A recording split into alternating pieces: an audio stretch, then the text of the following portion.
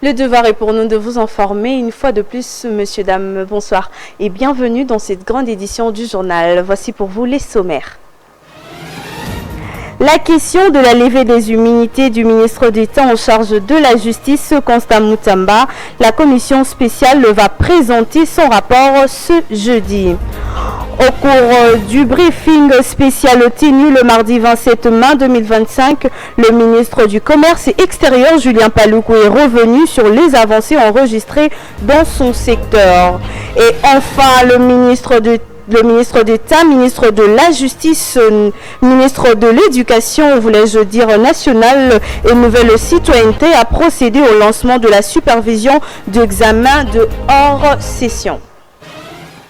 Bonsoir, une fois de plus, bienvenue encore à l'Assemblée nationale. La question de la levée des immunités du ministre en charge de la justice, Constant Mutamba, la commission spéciale en charge d'examiner les réquisitoires du procureur général près de la Cour de cassation va présenter son rapport à la plénière ce jeudi 29 mai 2025. Commentaire Patrick Mukengeshaï.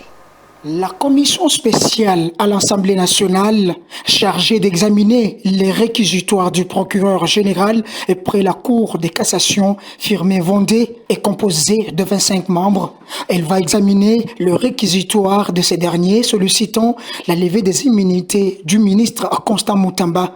Présidée par le député national Meshak Mandefou, élu de Kazumba dans la province du Kasaï central, cette commission procédera à l'audition du procureur général afin d'obtenir les éléments de motivation justifiant la demande de levée des immunités parlementaires du ministre de la Justice Constant Mutamba, qui lui-même a été auditionné par cette commission ce mardi. Notez que cette commission est composée de 25 membres, parmi lesquels le député Marcel Tupépélé du Kasaï central, Daniel Asselo, Steve Mbikayi et tant d'autres députés nationaux qui sont dans cette commission.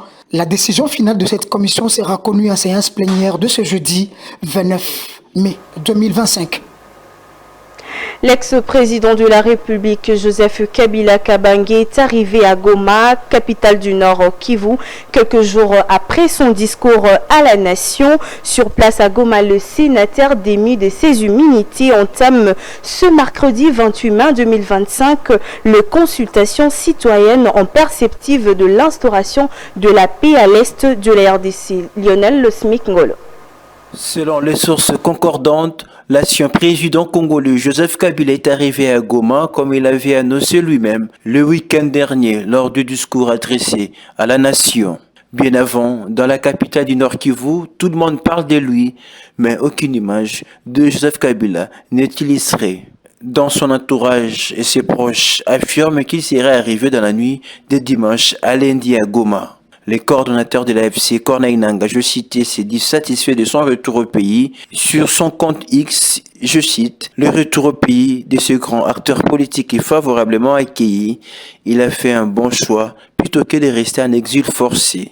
Son retour est salué par plusieurs habitants de Goma qui espèrent à la fin de la guerre dans la partie est de la République démocratique du Congo. Juste après son arrivée, l'ancien chef de l'État entame ce mercredi 28 mai 2025 sur place à Goma, chef-lieu de la province du Nord Kivu, une série de consultations citoyennes avec comme objectif de recueillir les préoccupations et propositions de différentes forces vives de la nation face aux défis sécuritaires. La République démocratique du Congo est engagée dans le processus de discussion avec le gouvernement américain sur le deal minier, notamment le commerce extérieur qui va y figurer.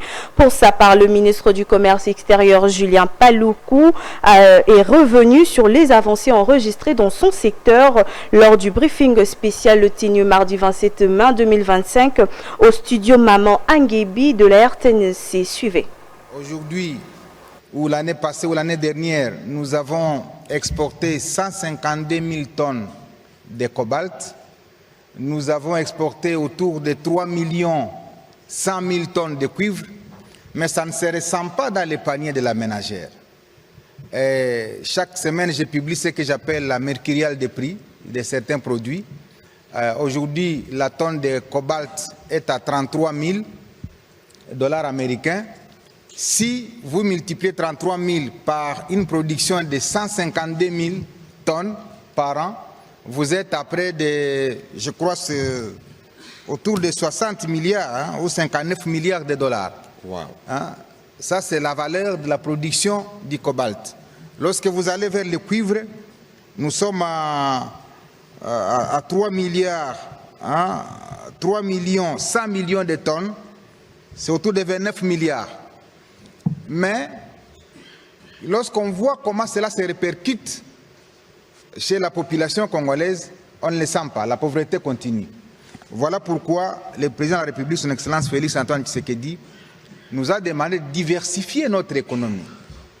Parce que le secteur minier n'a pas été porteur de croissance, eh bien, il nous a demandé de diversifier l'économie, notamment en allant vers le secteur agricole. Et c'est l'essence de toutes les politiques que nous avons pilotées au niveau du ministère du Commerce, notamment la stratégie nationale de promotion des exportations, qui passe par l'identification des produits qui sont porteurs désormais de croissance pour la RDC. Dans une interview accordée à la rédaction des Missunga Télévision sur le discours de l'ex-président de la République Joseph Kabila, le coordonnateur de la société civile Echa RDC, Nera Chanera, estime que Joseph Kabila n'a pas de leçon à donner dans le processus de paix, étant donné qu'il soit présumé auteur ou co-auteur de différents crimes. Naomi Mukongo. Ce qu'il faut dire et retenir de très capital, c'est que M. Kabila, qui est un ancien président de la République, est un citoyen qui jouit bien évidemment de ses droits civils et politiques, ce qui lui donne la liberté de pouvoir émettre des opinions telles qu'il les pense, et par rapport à la gouvernance de notre pays, par rapport à la situation sécuritaire dans notre pays, et nous estimons que cela relève de sa liberté.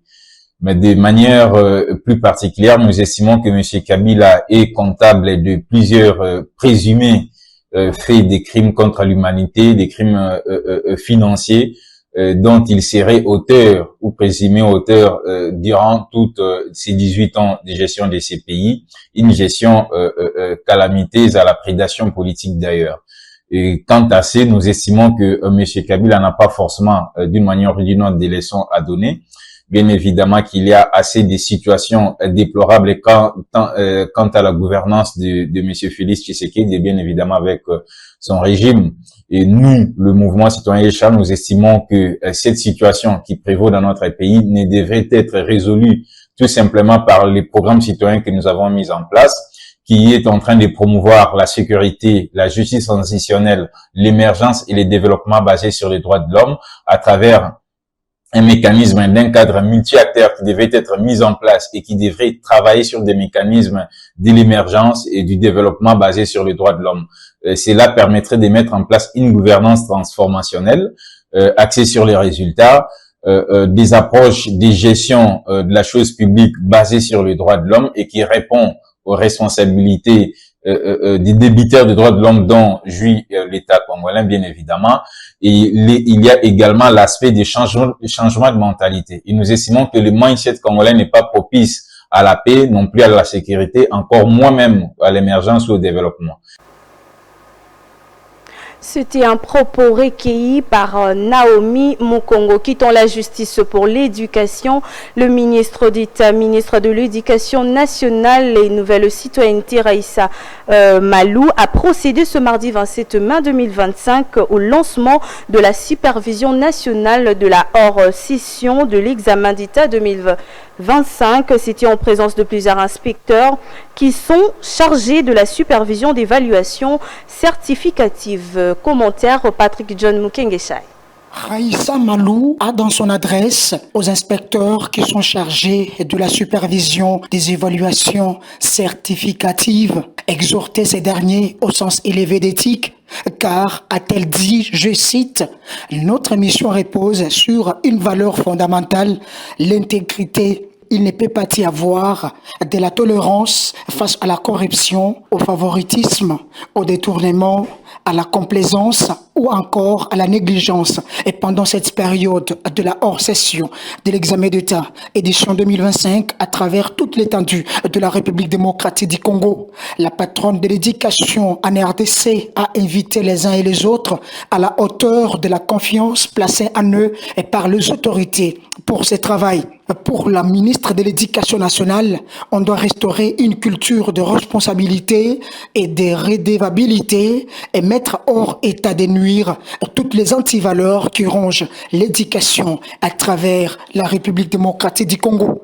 Rappelons que cette édition 2025 de la hors-session de l'examen d'État se tiendra du 2 au 14 juin 2025. La Banque mondiale a approuvé un financement de 200 millions de dollars américains en faveur du gouvernement provincial de Kinshasa pour objectif améliorer le déchet solide et renforcer la résilience de la capitale face aux inondations. Divine Kaoubo. Frappée par les inondations, Kinshasa, la capitale, veut revêtir une nouvelle robe comme avant.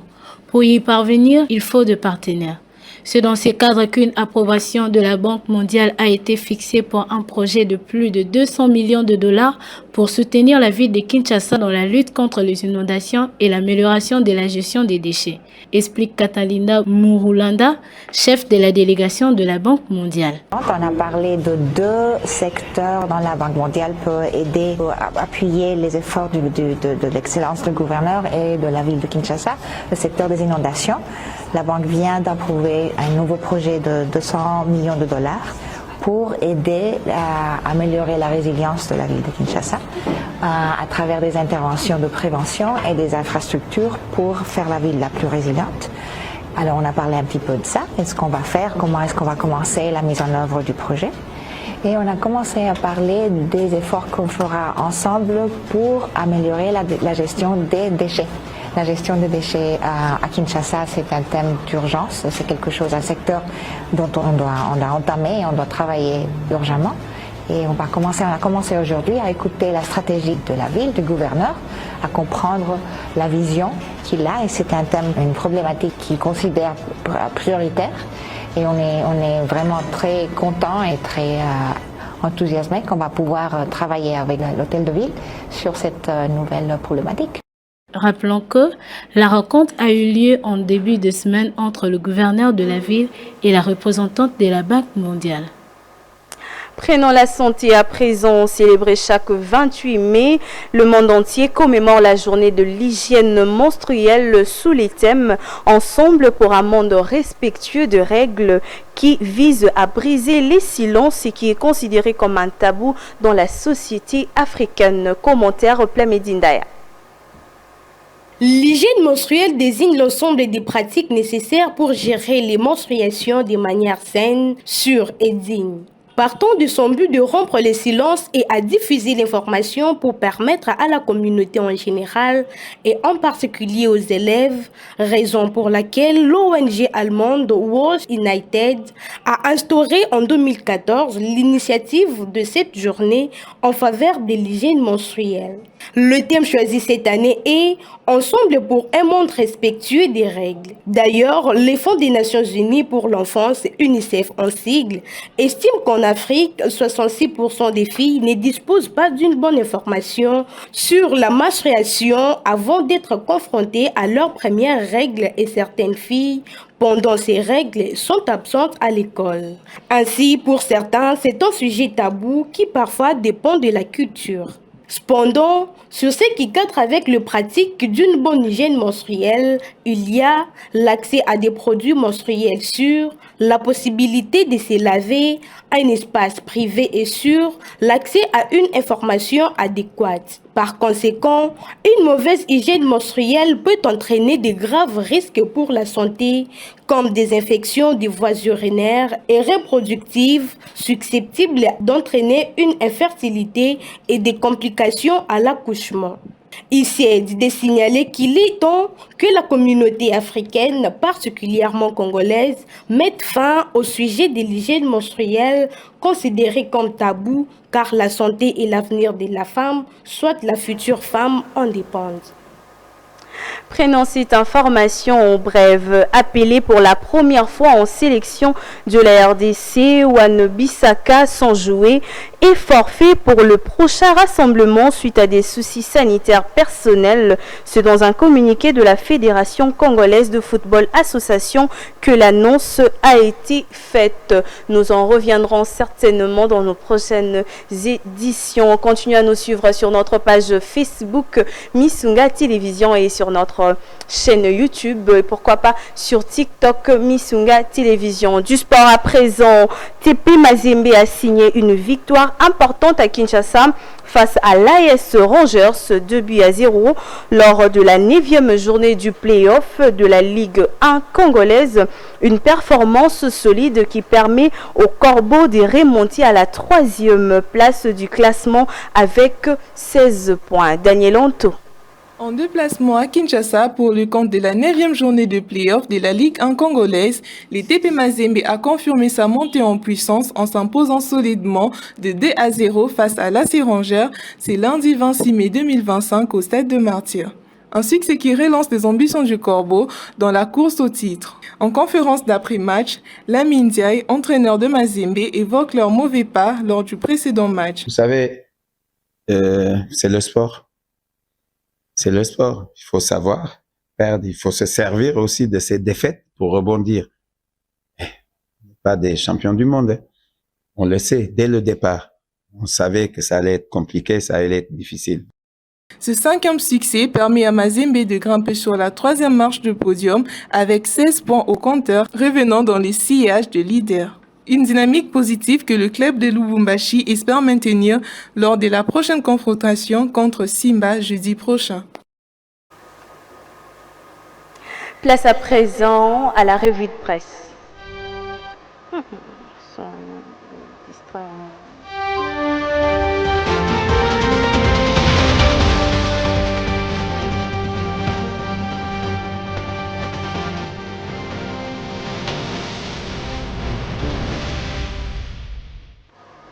Dans la presse quinoise, une sélection et présentation des Lionel Smith Ngolo. Bonsoir Lionel. Bonsoir Divinciala, bonsoir à tous. Nous commençons par Info 27 qui titre Kinshasa 200 millions de dollars dans la Banque mondiale pour renforcer l'assainissement. Lionel Ngolo. Tout à fait, ça sera les sujets abordés par plusieurs journaux. Je rappelle Divinciala, mais on commence d'abord avec Info 27, puisque vous l'avez cité tout à l'heure, qui révèle la Banque mondiale approuve un financement de 200 millions de dollars américains en faveur de Kinshasa, capitale de la République démocratique du Congo, pour renforcer sa résilience urbaine et améliorer durablement son système d'assainissement. À ces sujets, on prend l'autre journal, la Référence Plus, qui rapporte que la Banque mondiale et l'Hôtel de Ville ont échangé sur plusieurs autres sujets, dont les inondations. Cités dans le colonne du quotidien, la chef de la délégation de cette institution assure que ces sujets de plus de 200 millions visent à améliorer la résilience de Kinshasa à travers des interventions de prévention et surtout la construction des infrastructures. D'après l'hôtel de ville Notre Congo Nouveau, l'annonce de la Banque mondiale succède aux félicitations adressées au gouverneur Daniel Bumba, je citais, et pour sa volonté de moderniser la gestion urbaine environnementale de Kinshasa, conclut le journal.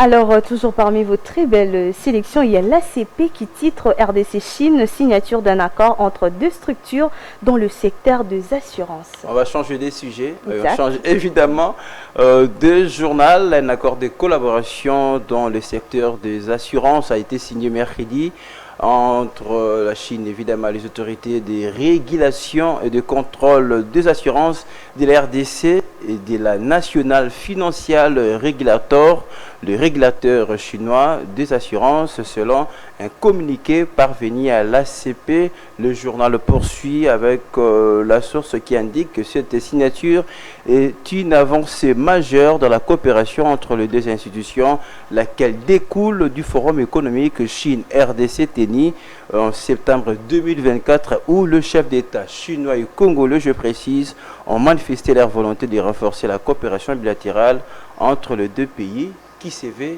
gagnant-gagnant.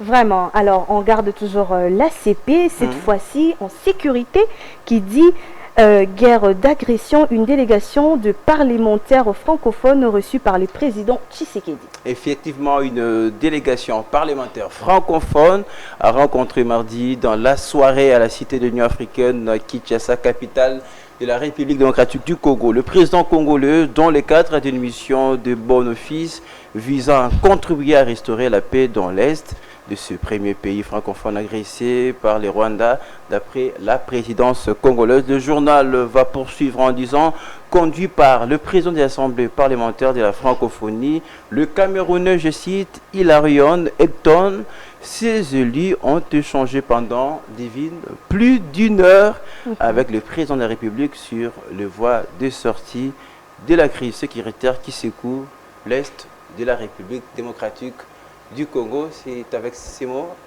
que nous concluons évidemment cette revue de presse. Merci Lionel Ngolo. Merci à vous, Divine Siala. Nous sommes à la fin de cette édition du journal. Merci à toutes et à tous de nous avoir suivis. Merci au réalisateur Elohim Kankolongo et au chef d'édition Delphin Moukeba. On se retrouve prochainement avec la même énergie. Merci.